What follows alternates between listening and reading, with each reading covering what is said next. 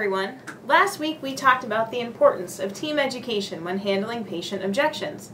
This week let's talk about your team's knowledge level of chiropractic.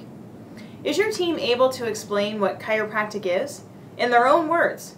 Or do they simply show up to work at a doctor's office, collect their paycheck, do as little as possible, and never go above and beyond for patient care? You see, when your team is excited about chiropractic, patients see that. They pick up on their energy and their enthusiasm. But first, your team has to know what chiropractic is.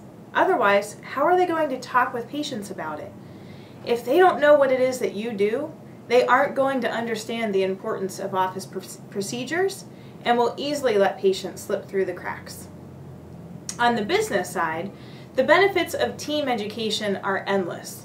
One is that you have a team that doesn't view coming to work every day like it's a job. That means that they're more productive. Your team can add tremendous value to your practice simply by taking the time to share a personal story or a patient testimonial.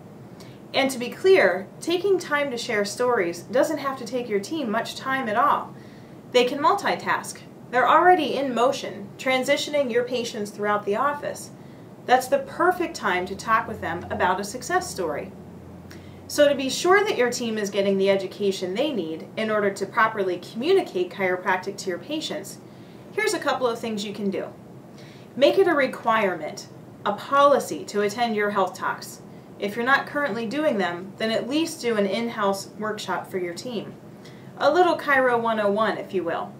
They should have a basic understanding. You don't have to cram years of schooling into one mini workshop, but they should know about the spine and the nervous system.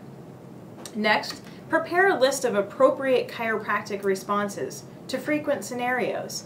For instance, if a patient calls to cancel their appointment due to illness, how does your team respond? Do they know that an adjustment can speed the healing process and this is the exact time to get adjusted? If they don't, take responsibility to correct this practice misalignment.